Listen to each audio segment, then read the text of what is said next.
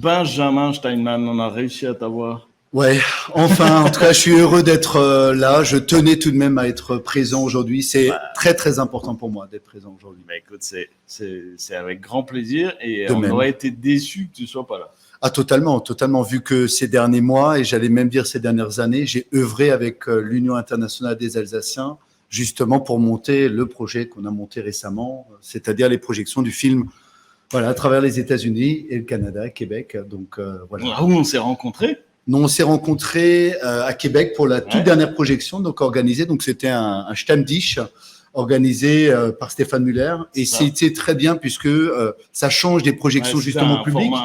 C'était un format différent, mais j'ai bien aimé parce qu'à la fin, tu l'as bien constaté, à la fin, tu avais l'échange qui était beaucoup plus direct aussi. Il y avait moins de peur de prendre la parole aussi en public, et du coup, ça devenait très intime et on avait les échanges. Tu me racontais également les échanges que tu as vécu au sein de ta famille, comme d'autres personnes. Et moi, c'est l'important, c'est qu'on puisse en parler, en fait.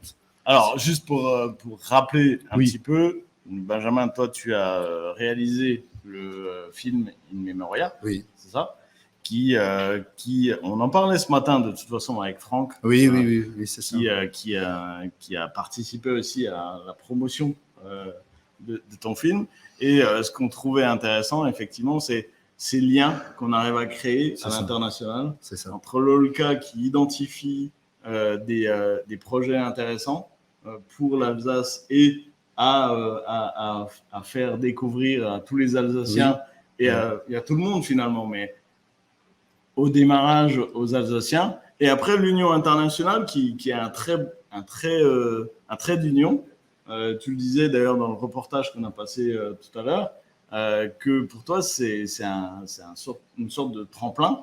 Totalement. Qui permet de faire une tournée comme ça mondiale, ce qui est quand même assez sympathique pour un jeune réalisateur. Totalement. Surtout que initialement, ça restait un rêve, tu sais, de pouvoir projeter un film aussi local à travers le monde. Je pense que c'est une idée où plein de gens me disent au début, arrête, t'es utopiste, arrête, tu vas chercher un peu des idées un peu saugrenues. Et finalement, l'UA a validé en fait cette donne-là et justement a mis le local en avant. Un film monté par des jeunes d'un village de Hunspar et alentour qui ont œuvré pendant des années pour monter un tel projet. Moi, je trouve que c'est très noble et je leur dis un grand merci à tous. Alors, tu voulais nous présenter quelqu'un. Oui.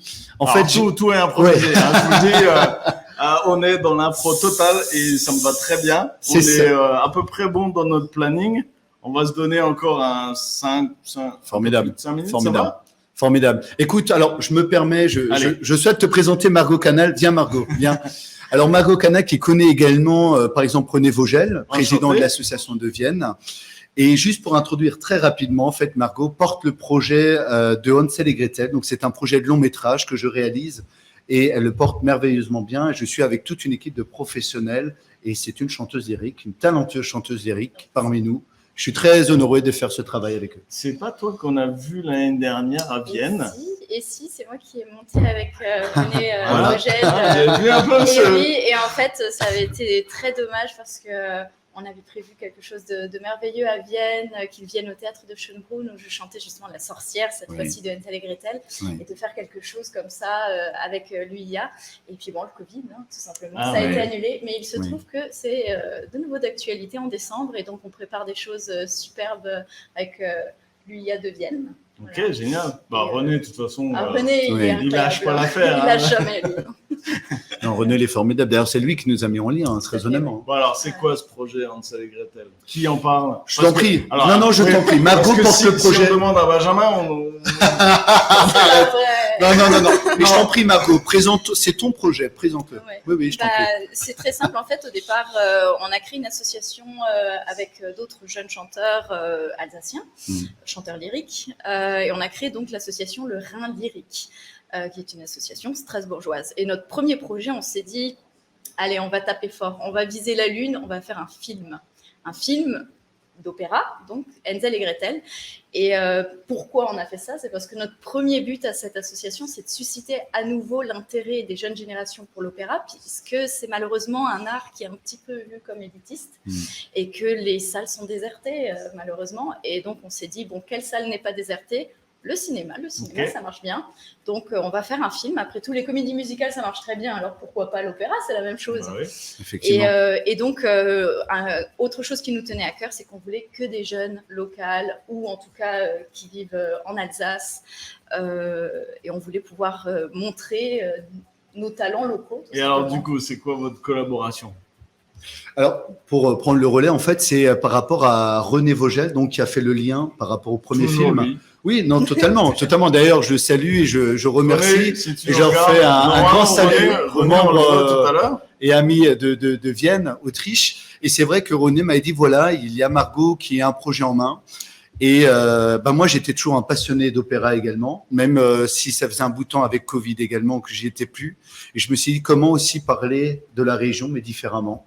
Comment mettre aussi une autre histoire, bien sûr, que nous, on a connu aussi, ou même nos gros-parents ont connu, on sait, les Gretel, à travers les contes de fin d'année qu'on lisait ou qu'on regardait aussi, tu sais, par le petit écran. Et on s'est dit, pourquoi pas rendre, justement, et un peu donner de cette valeur-là par rapport à cette Donc, œuvre. toi, tu fais en sorte de ramener ensemble deux choses qui.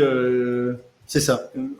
On en parlait. C'est ça. Alors, je ne veux pas utiliser le mot, mais. Non, je t'en prie. Ouais. L'Alsacien est plus à la mode dans certains milieux. L'opéra n'est pas au niveau des jeunes. Ouais. Et vous essayez de trouver un lien entre ces exactement. deux. Et puis aussi, en fait, de mettre en totalement. avant notre belle Alsace, notre belle région, notre belle culture. Donc, on est en costume alsacien pour Hansel et Gretel dans des lieux vraiment extraordinaires comme le château du Haut-Königsbourg que tout le monde connaît, mais aussi la ferme de Ringen, la ferme de Marie, qui est une Très magnifique belle ferme du XIIIe siècle. Donc voilà, c'est aussi mettre en avant l'Alsace, notre culture, nos talents. À travers les lieux, justement, tu sais, des sites culturels, et puis à travers les lieux, à travers les costumes, comme tu le disais, c'est une manière pour nous aussi de parler de notre héritage, finalement, à travers cette œuvre. Donc, une autre tournée de prévue, c'est ça? Une autre tournée prévue, mais en tout cas, je le souhaite à Margot. Tu essayes de trouver des projets pour faire des tournées. Ah non, c'est à qui? Alors là, moi du tout, non, ça c'est à Margot de le faire et je lui souhaite vraiment. Je lui souhaite. Eh oui, Je lui souhaite en tout cas. Génial. Et du coup, tu vas chanter pendant. Alors, de toute façon, tout est déjà enregistré finalement avec un orchestre de jeunes du Conservatoire de Strasbourg. D'accord. Donc, tout est déjà ensemble. On regarde un film, tout simplement. On va au cinéma, on regarde le film, et puis c'est un opéra finalement. Et on va voir, c'est sûr que nous, on veut faire quelque chose, une tournée, présenter le film au niveau international par le biais de l'UIA, ça c'est sûr. Et avoir sous quel contexte. Est-ce que c'est Hansel et Gretel qui y vont? Est-ce que c'est la chef d'orchestre qui va aussi? Qui va? Est-ce que la sorcière vient? On sait jamais. Je ne sais pas. Peut-être, si elle est libre. Bon, alors, je ne vais pas te faire le coup que René avait fait.